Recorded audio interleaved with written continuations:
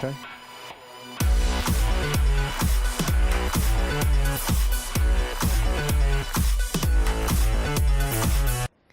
Good evening, ladies and gentlemen. Welcome back to GameStar TV and our continued coverage of the Blizzard ANZ Season 4 qualifiers. Heroes of the Storm action every Tuesday and Wednesday night for the past few weeks. This is the last Wednesday night of action. Next week is the final set of playoffs before the finals. And after next week, we'll have 4 teams qualifying and ready to go through to LAN finals in Sydney with Blizzard ANZ. So it's going to be a fantastic time for all of the players that make it through to that round, and what a fitting way to end off a great year of Heroes of the Storm esports. Now, I mentioned just briefly in the break that we're going to be bringing you in round number 3, Limewire, going up against Roles Unspecified. Both teams are new to the scene. This is the first time, the first season that they've entered, so we're going to give them a little bit of love and support and see how they go on stream. And to take you through, once again, it's going to be Kit Fox on play-by-play with Disconquer on the analyst desk. So take it away, Kit Fox. That's it. Like it or not, you are stuck with us, as you have been for the last couple months, opposed to weeks, for the Blizzard ANZ HGC qualifiers. Season 4, the pointy end of the year. LAN finals are looming. The teams are in the lobby. We are going over to Dragonshire for this one. And like Crisis mentioned, we are going to give Limewire and Roles Unspecified a little bit of love, because we want to support growing teams in this scene, like our lad Grumpshot is doing with his Onyx Guild, just feeding these new teams with game knowledge. We're going to feed them with what we can, and that is broadcast airtime. So I can't wait to jump into this one. But joining me once again, it is a very good evening to the man himself, Daddy Disco. How are you? Thank you very much, Kit Fox. And this is going to be a really interesting game, because these two teams, and I don't say this much about any teams in the region, are new to me. I can't tell you anything about these players. I can't tell you anything about the team, what they prefer, what they like, what they dislike. It's a really cool feeling getting to see two teams compete against each other for the first time for my viewing pleasure. For everybody's viewing pleasure. It's not all about you, Disco. Come on, man. Greymane being taken off the board for Limewire to start things off. They know what they don't want to deal with. We may not know them, but they know their games. They know their heroes, and, well, damn, they're here, so you'd want them to. Roles Unspecified now on the red team. They are going to be banning away. But Dragonshire is one of those ones where you can snowball very, very well. Dragon Knight, if you can get it, it doesn't matter if it's the first, if it's the last, it could do so much damage. You're guaranteed at least a couple towers, not necessarily a keep, but those exterior towers can give you some advantage as well. Now, this is interesting. Sylvanas being taken off the board, just as we're talking about towers, Disco. Yeah, so, I mean, Sylvanas has potentially always been she's got the option to kind of be a bit of a solo laner, but particularly on this one, teed up with the Dragon Knight, she could have potentially given a situation where the DK gets more value in those lanes, because she could shut down the towers, or the DK even acts as a distraction, and Sylvanas with other teammates could have really put a lot of pressure down the lower lane. So there's some cool play mechanics there that they don't want to have to worry about and remove Sylvanas. It's not a top tier ban, it's something a little bit different, but it's a composition they don't want to see. Uther, solid pick for Limewire to start things off. So they're going to lock in the best support in the region at the moment. I remember a time where Uther was memed into the ground with his 10 passive armor, and he'll find value one day, I remember our boy Skimmy saying. But now look at him go. It's like watching a tadpole grow into a frog and watching him go. Watching him reach the top of his heights. Well, that's the thing, that Uther could be at the top of his run. He is starting to get a little bit nerfed, recent balance changes. So we might start to see, we're going to see less and less of him. But, I mean, he's still a solid choice.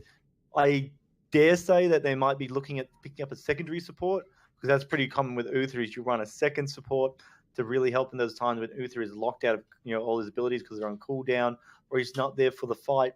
It's not a bad option on Dragonshire as well, where you've got two sort of like positioning, like you got a lot of lanes to cover, and so the defense against possibly, or picking up Uther, possibly going to a second support. Oriel Valor, very comfortable pick there for the Roles Unspecified. Very, very solid, very meta. Tried, tested, it works. why change if it ain't broke? Am I right? Well, and it's solid. So Valor, like, you know, she's always been great at delivering that. Oh, the garrosh pick, that was so cool. So Valor's always great giving Oriel energy. That's her main play here. Really high picks here. The bans were a bit funny on either side, but Garrosh is going to be great at picking up an Oriel, picking up a Valor, throwing it onto the back line. And with Uther already locked in for the team, they can throw a stun on the thrown target. So there's already a little bit of synergy happening there. And obviously, Malthael, as the game progresses, just gets stronger and stronger and stronger. And it's going to hurt anything that rolls Unspecified select as their tank.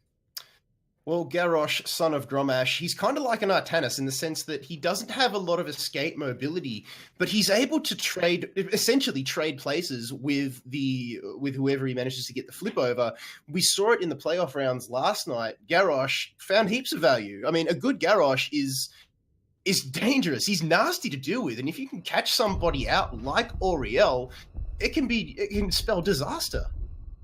Anyone who has pretty poor maneuverability, I mean, even Valor could actually suffer from that, because while she does have Vault to escape, your Vault, it doesn't actually go that far, so it may not be enough to survive the situation, especially when you're thrown into an Uther. I mean, I've already said it, but we'll say it again, thrown into Uther, who is going to stun you at the other end.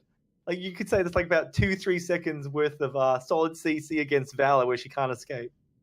You get a one-way ticket to the pain train that basically, once Garrosh flips you. I mean, Wrecking Ball is good. The ability that can wreak havoc for enemies as well as reposition allied players as well. So it can be a double-edged sword, but it can also have a payoff on both ends. It can be a blank check, so to speak. Now, Muradin being taken off the board for Limewire, so they're going to opt for Greymane Muradin, while Roles Unspecified going to ban Genji and Sylvanas, which we touched on as an interesting one. But like you mentioned, combine it with the DK, take away those tower shots. Her passive it's gross to deal with sometimes. The ban on Genji, that's seeable. They want to remove any sort of dive position to get on the back line against Valor. Well, the lock into the Gul'dan and then the counter pick, well, not a counter pick, but they're picking up a Nubarak to help defend against the Gul'dan, but it also puts pressure on whatever Limewire takes that's their back liner. Plus, it gives them an option that if, say, Gul'dan or Valor is thrown by Garrosh, a Nubarak can potentially dive in and interrupt any follow-up damage or follow-up DC or anything of that description. So the blue team now get their final 2 picks. That is Limewire to your left of screen. They've got decent roles already picked. They still could use a ranged assassin, potentially a mage. They still need some major damage. Yes, Malthael excels in the team fights. Dragonshire, though, yes, it's team fight orientated, but you want to have that lane pressure as well. Both globals, I mean, Falstad, Dahaka, I mean, you could even go an ETC stage dive if you wanted to. They're still on the board. Now, Lunara being locked in here for Limewire, opting for that poison, that damage over time. Now, Leoric as well to complement that Garrosh. They want to suck away what a Nubarak can offer. They know that Roles Unspecified. Yes, a Nubarak is a strong tank. Often, though, it's paired with another solid frontliner, and that's really what Roles Unspecified are missing from their team at the moment. Yeah, just looking at what they could really take on the board, best play. I mean, we might potentially see like a Tyrael here and use his shields to help the Gul'dan and the Valor. But I mean, Johanna's still on the board. She could drop the blinds, but the blinds against Lunara actually be pretty useful. So we could lock into Johanna. She has all right CC. Her Blessed Shield and a Condemn can also help disrupt any Garrosh throws. So that element as well. But they're pretty heavy poke comp here. So, you know, I think they could just pick up the Arthas and just have a super secure front line between a Nubarak and Arthas. Just play to what Limewire have done in banning the Greymane. I mean, you take away Cursed Bullet, Arthas is strong, but against it, he's almost a sitting duck. The any frontliner basically is a sitting duck against Cursed Bullet. Now, okay, a minute. What is going on here, Disco?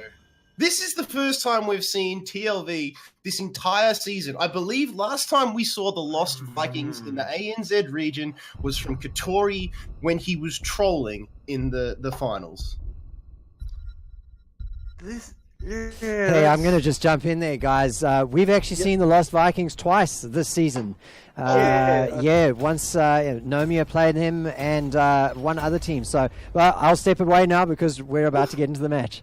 God damn, there you go. Where have I been hiding? What rock have I been under? But Lost Vikings, in a team like Roles Unspecified, who we haven't actually seen much of. I mean, Injo could surprise us all here. The only trouble with this is that they've got an they've opened up their front lines. Now, they have allowed a new rack value to sit in a lane and really pressure it and push it while the Vikings soak the other two lanes, or even the Vikings soak three while they all go off and do things. I mean, there's so many different configurations you could run there. The only trouble I'm going to say is that going up against Limewire, who had Garrosh, we've seen Garrosh be super effective at destroying a heavy lane composition because he can throw you into the towers, over the walls. You get a lot of punish there. So we are loading into Dragonshire. It is Limewire versus Rolled Unspecified. And on the blue side, the Limewire boys, we have Whack Attack on Leoric, Tracer Natives playing Nanara, Sneaky Turtles on Uther. You wish to be playing Gary. 5, 4, and Ghost Dog is on the Malfurion. Malfeel. Over at Rolls Unspecified, we're struggling with words tonight, aren't we, Disco, across the board? Lorne is on Oriel, Abe is on Gul'dan, or Abe, Butters on Valor, Tom on Anubarak, and Ian Joe, the surprise pick on the Lost Vikings. Already you can see Rolls Unspecified executing their game plan. They are bum rushing this bottom tower. Abe is late to the party. Tom is going to take a lot of the damage. That forces the rotation out from the Limewire lads. Corruption has gone in. Echoed Corruption again being Gul'dan flipped over the wall. Abe is gonna fall. That is the power of Wrecking Ball. Let us talk about what I exactly said a moment ago going up against in this heavy lane composition. That was it. Level 1, Grosh has even taken unrivaled strength. Now, got a few people actually dropping out of the game. They need to initiate pause here. Injo has left, has Abe. So at the moment, Rolls Unspecified are running with two bots. They can call a pause if they need to, but they're deciding against it. Up in the top lane, it is a full bot rush up against Back Attack. Yeah, when we Gul'dan's there as well, so it's going to be a Leoric, but quite a hefty tank even in the early day. He can also get his own heal out. There we go. Pause has finally been called. It took a while. What we got there? Well, I mean, I'd probably say one of the worst things with those drops is that it was actually the Lost Vikings that lost the Lost Vikings player. So they're losing a lot of, they're losing their core mechanic of their team, right? Soak multiple lanes while you pressure the bottom lane as heavily as you can. Now, I just want to say that Garrosh at level 1 took unrivaled strength, which is actually going to increase the range of his Wrecking Ball, meaning he can get that little extra 1% he or 25% he needs to get enemies over the line, or more specifically, over the gate, which is going to be really punishing to anyone that's not a Nubarak. Which is exactly what we saw. Yes, Rolls Unspecified were able to get one of those towers, but Limewire were able to answer straight back with a frag onto Gul'dan, who is extremely squishy. He tried to drain life, but when you got 4 big bads coming up at you in your face, you're going to struggle. Doesn't matter who you are. You could be Nomia and still lose to that. So well done there. Good answer. Quick rotation as well. I mean, this is a big map, Dragonshire. It's bigger than people actually think sometimes. Granted, not as small as something like Tomb, but it's going to be important how well the teams can actually rotate, and Limewire did that very, very well. Yeah, very, very quick onto it. And even though we saw Rolls Unspecified ban out Sylvanas, it's something that should have been on the back of Limewire early game. It's like, well, they've got the Vikings. They don't need to go mid lane. They don't need to go top. What do we see a lot of Sylvanas compositions do that bottom lane push. What is this composition just like right now? Well, it's kind of like a Sylvanas one where they're trying to get heavy lane pressure early on in the game. So a little bit of they responded well, but they still gave a little bit of ground to the Rolls Unspecified.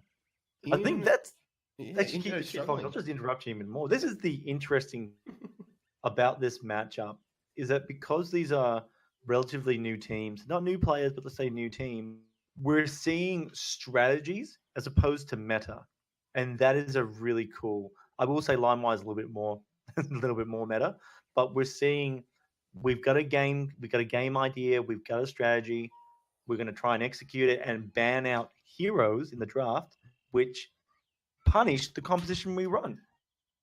Well, it's all well and good to talk about strategies and all that sort of stuff, but we're not going to be able to get into any of that if Injo and Abe can't get themselves back into the game. They keep connecting, disconnecting. Injo has actually got himself back in, and as I say that, he's gone again. 1,600 MS is the call that's coming out. GG's NBN is coming out from Limewire as well. So the first time, well, not for the first time, but for one of the rare times, we might actually see the pause rule come into effect here. Teams get 2 pauses, I believe, of I think it was 2 minutes each. And after that, they're exhausted. And then they will have to play with the bots according to the GameStar rules. So we'll just get our producer to confirm that one in our ears very, very shortly. But I believe it's 2 pauses at 2 minutes each. And then they have to play. That is going to be really hard for roles unspecified because they are running the Lost Vikings. You might be like, if it was any, it's 2 bots as well, right? Is it 2 bots? Is it 1 each side? It's actually one each side. It's 2 bots. It's Gul'dan and the Lost Vikings. That is going to hurt. Not it's going to be unwinnable game. Hey, I'll just jump in at that point and just clarify the rules. Teams may have a total of 3 pauses per game, and the amount of pause time must not exceed 10 minutes per game. So they could actually use the full 10 minutes in just the one pause. But once it's done, they can't re-pause after that. So total of 10 minutes and a total of 3 pauses. Well, thank you very much, Crisis. And the calls are coming in now from the lads at Roles Unspecified. Their pings are actually coming down. It started out at 1,600. Now we're down to 200. And that is a hell of a lot better. A 1 second delay is so much better than a 3 second delay. They're both back in. They haven't disconnected yet. We're back into the game. All right. So where did we leave off? That's the big question. So last time we saw them, the shrines were active and the teams were fighting for them. Huge Viking continues in the top lane, but in the bottom lane, we got a little bit of action kit though. There is a little bit of action. The Vikings are up the top there, doing their thing. Meanwhile, the towers, the shrines rather, have been controlled very, very well so far by Roles Unspecified, especially in that bot lane. Yuwish is in trouble. Good detainment strike. He is in trouble, but a fantastic save coming out there from Sneaky Turtle on the Uther. Hammer of Justice saving the day. And like we've seen so many times before, Disco, Uther is the one to come along and just provide the much-needed relief. Olaf falls in there into the top lane. It's going to be 3 Vikings in the one lane here from Roles Unspecified at the moment. Now Injo decides to split them up. He realizes that he can't deal with Leoric up there, even if he got 3 little ones just going ham. And the towers at the moment, the shrines at the moment, are still 1 apiece, with the top one not looking like budging from Limewire's grasp. Yeah, there's going to be no action in the top lane. There's no way the Viking AC for them to be able to take out that. This is all bottom lane right now. However, Roles Unspecified, this is their moment to strike right now. There's 2 members missing from the bot lane. They have to push hard right now. Good wrecking ball coming out from Yuwish, but it spelt his end there and put Butters into a prime position. There was nobody to dunk on them, and Limewire, they lose 1. So it's 1 frag apiece here at the moment, but the shrines not looking like budging now. Roles Unspecified. Injo splits up those Vikings, gets the soak on. This is where they can win this game, getting that multiple soak. That's what Vikings do. I mean, you often see them take, I think, a player reset or something like that. Gives them a complete rebirth on all of their Vikings, as opposed to the longboat. I mean, you really see the longboat. Meanwhile, they take the tower in the bot lane with that level advantage, and this is where they can start to snowball. The wrecking ball was actually interrupted there by Tom with a fantastic impale on a Nubarak. The Ray of Hope. Oh no, he's being caught. Butters into the wrecking ball. Too good, and Garrosh is dictating the pace of this game so far, Disco. Yeah, that is the dangerous situation here. Any time that Roles Unspecified finds a lane guarded poorly, they'll be able to punish it, but once all 4 members get down there, Garrosh can flip the punishment, and you see Oreo getting suddenly taken out. Fantastic again from Garrosh. The Wrecking Ball, the Groundbreaker Wrecking Ball combo, like we saw on ETC in the previous game on Tomb of the Spider Queen with his Power Slide face melts, is dictating this fight, and it's paid off perfection. Now the DK is going to go, well, not yet, but the Shrines are going to go in favor of Limewire. DK up for grabs. Malthael not having a bar, but he's going to go all the way back to base. Wish is in trouble, though. He's going to fall in the bot lane. Finally, they deal with the one that was causing them so many problems. It's always good on a Gul'dan, especially when you take Echoed Corruption to see all three of them hit. Olaf now biting the dust. Leoric is saying, I want to take down this shrine. And it's always very, very hard when you play the Lost Vikings. Easily the most difficult hero in the game to play. You can often leave one unattended because you're so fixated. You often find good StarCraft players are fantastic Lost Viking players. It's in their blood to control more. It probably feels more comfortable for them to do it. Yeah.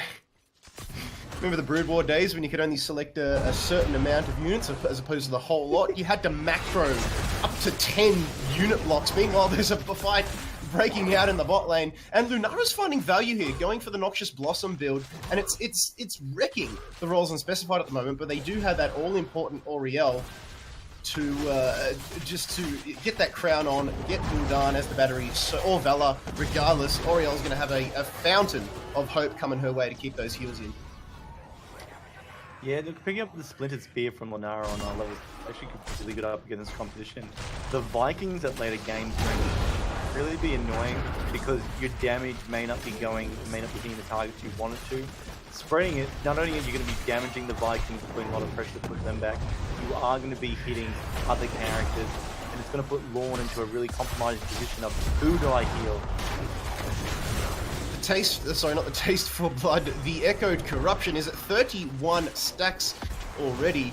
So this is fantastic here from Gul'dan. It's only 6 minutes into the game. We haven't even hit level 10 yet, and you could already have that massive power spike very, very shortly. Meanwhile, they've got that push on the bot lane to the roles Unspecified. Limewire struggling a little bit. Finally, Leoric up in the top lane. He takes down that top tower. So both teams hitting level 10 at almost exactly the same time, but roles Unspecified actually pinch the siege camps away from Limewire here.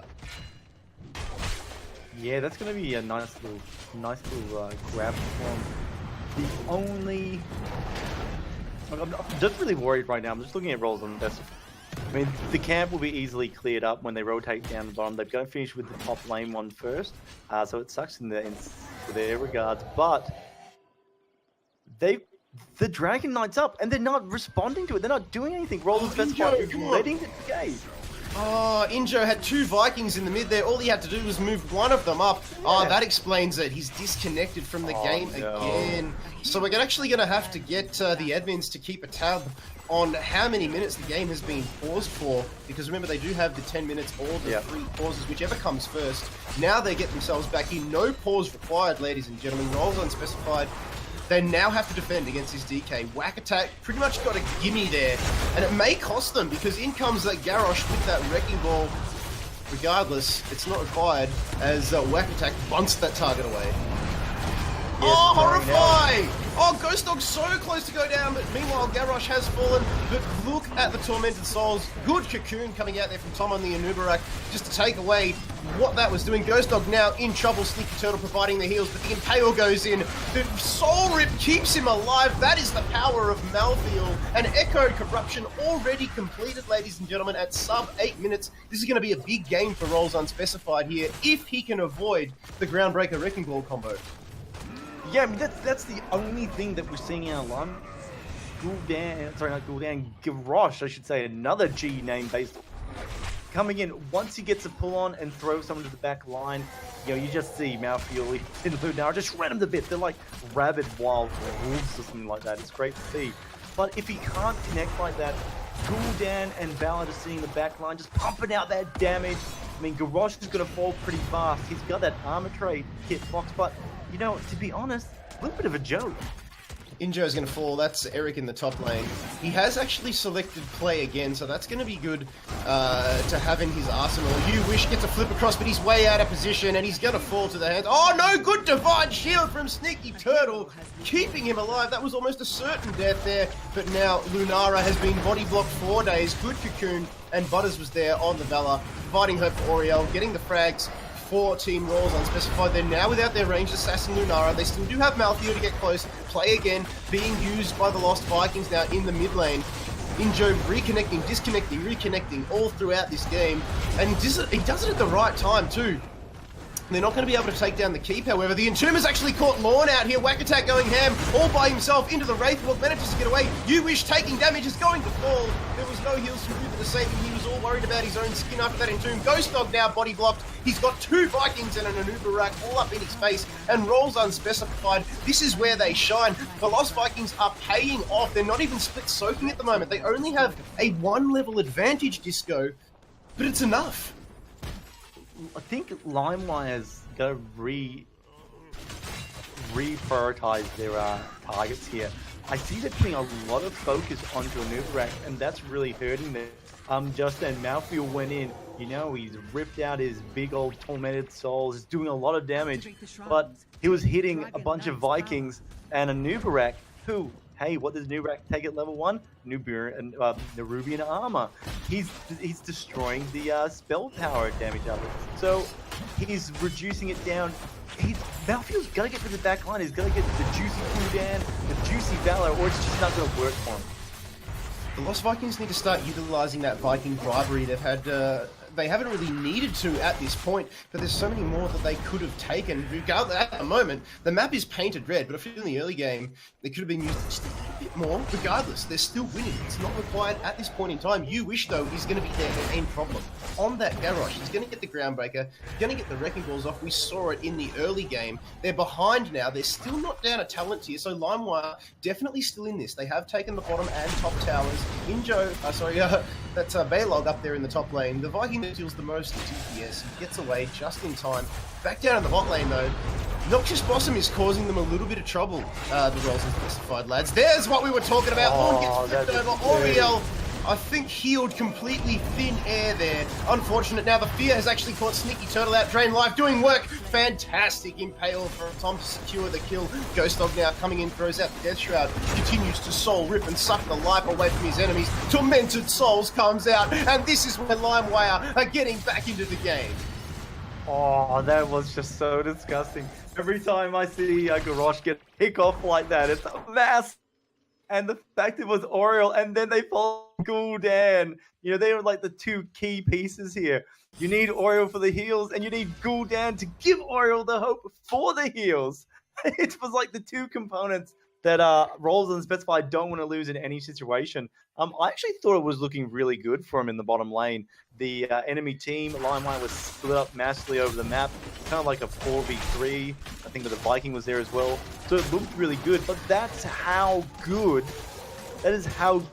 Garrosh is against this style of composition.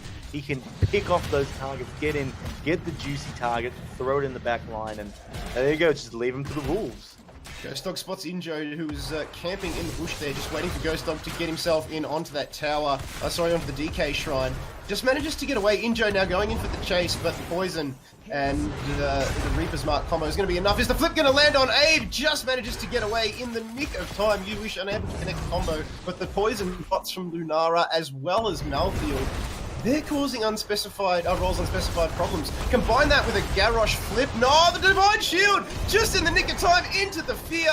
Cocooning one target who is going to fall without a doubt. He has a sliver of HP left. Tracinator needs to get back on Lunara because this is a lost cause. That was Maltheo getting taken out as soon as he came out of the cocoon. Leoric, though, meanwhile, caps that top shrine. But there's nobody for Limewire to take it in the mid because Rolls Unspecified have got it on lock.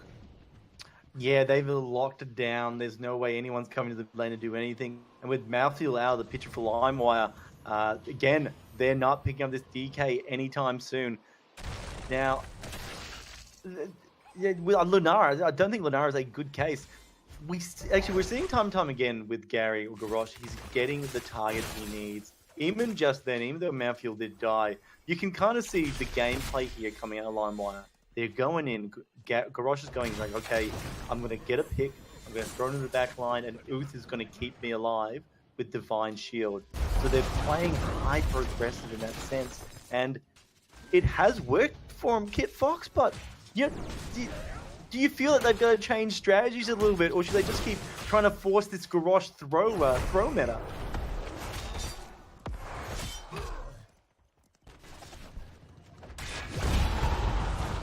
No, I'll just keep going. The show must go on, ladies and gentlemen. So we see now that there's a big rotation up from the guys. They've gone in the top lane. They've pushed Leoric out, but Leoric and Malfield is actually falling back to grab Merc camps. They're going to trade the top tower, the top keep for this, which is a top fortification. But it is going to give Mercs in the top lane, which is going to act as a distraction. That's kind of going to hold back Rolls Unspecified a little bit and give a little bit of breathing room back to the Limewire team. To answer your question before, just go. Sorry about the old technical issues there. Leoric has been sitting in the top lane by himself for most of the game. Now he's decided to join his team. He only came down when the towers were in trouble. From Rolls Unspecified, at the hands of Rolls Unspecified. If he can come down and get a massive gank off with the Entomb combo, now that's a fantastic Horrify that comes out from Gul'dan, scattering everybody from the side of Limewire. That AoE taunt manages to secure the kill. Uther goes down, Rain of Vengeance, stun locks You Wish, and Garrosh has fallen as well. And Limewire are forced to run away with the tails between their legs. Ghost Dog is all up in the top lane by himself, and Rolls Unspecified saw that on the map, capitalized, and I think there may be a little bit of a disconnect issue. I don't know why he didn't move there. Now Lorne comes in with the Detainment Strike. Abe is there now. Tormented Souls comes out. This is the sustain he was looking for. Eric is down, but the Cocoon has landed onto Ghost Dog on the Malfield. There are 4 Vultures waiting to pick him off. The stun is enough. See you later, Ghost Dog. And Rolls Unspecified, they're executing this game plan to a T at the moment. They've hit level 20. They are in solid control so far. Yeah, they're gonna shine. Like they've got 2 levels to really take it to the Limewire lads, and with Malfield out of the picture and such a huge staggered death, 30 seconds, they can really pick up the DK from here and really force Limewire into a situation they don't want to be. And they've had to back out. It's a good thing they picked up that bottom Merc camp actually. The guys didn't pick it. But what's that in the mid lane, Kit Fox? In Joe's, in the DK! And he's just pausing a little bit, getting the Vikings moving because he still has the macro. This is going to be interesting to watch. He sits on the spot. Here comes Whack Attack. Goes back now. The Tracinator throws out the Thornwood Vine. In Joe, not worrying about Balog in the top lane. Sorry, Olaf in the top lane because he's getting his soak on. He needs to shine on the DK. He throws down the Flame Breath and gets to work on this tower. Malfield doesn't have Tormented Souls for another 17 seconds. The flip goes on to Butters at the hands of Garrosh. Now he gets Cocoon for his troubles. They're going to get the tower. The Cocoon is about to expire, and here come Rolls Unspecified. They crowd around him. AoE taunt gets 4 in the end, but does force him to attack you, and he was melted within seconds. This could be the win condition here, Disco. We're just under halfway here on the DK. They're going to get to work on the core now. This could be it. It would surprise me right now while I figured out this is a game for the ages if they could, but they're not going to be, and it looks like Dragonshire is going to fall Rolls Unspecified. Huge play. The Vikings pick paying off in the end. Didn't get as much of a split soak as we're used to seeing from the Lost Vikings, but it was not needed in the end, Disco. The way that they were able to come into the team fights, more often than not, they were used as body blockers and let the rest of the team do the work. The only thing that really could have caused them issues there, like we mentioned, was You Wish with that Garrosh in the Groundbreaker Wrecking Ball combo. It found value a couple of times, but it just wasn't enough, man. It really felt like it was Limewire's only option. It was their only way to start a fight or engage in a fight. And that's funny considering that they do have Malfuel, who potentially could sort of like dive in on the enemy team and cause havoc. You said that Injo didn't really do that good of lane splitting on, what we normally see out of Vikings. He still managed to pull 26 Oh my God. It was decent. He utilized those Viking bribery stacks a little bit more towards the mid game and was able to pressure out the lanes. And it kept his team. Up there, because imagine if he didn't do that. Imagine how far, like, the level advantage. It was extremely small. Imagine if he didn't do that, how much more of a different game this would have been. Yeah, I think it would have been a much more. I feel it would have been much more sided. But they did, Rolls Unspecified did exactly what they wanted. They wanted to get in there. They wanted the soak experience with the Vikings, and then they wanted to push the hell, and hopefully I can say that, push the hell out of the bottom lane and just remove it. I can't. The Limewire, it's why you don't exist anymore, because roles unspecified just came in and removed you. Savage calls there from Disco. But that's it for game number 3, ladies and gentlemen. Roles Unspecified picking up the victory over Team Limewire. They fought through all the disconnects. They broke the Garrosh meta for Limewire and were able to come away with the win. From 16,000 ping down to 200, it was enough. So that is it for game number 3. We've got 1, maybe 2 more games if we need the tiebreaker, if teams are both tied up on equal points at the end of game number 4. Before we go back into Cursed Hollow, remember to get your exclamation mark GS Hots in for the giveaway. Morton's already picked up the Garrosh. We've got Stukov still, but for now, it's back to the host, Crisis. Hey, I don't even need to say anything because you've covered it all for me, Kitty.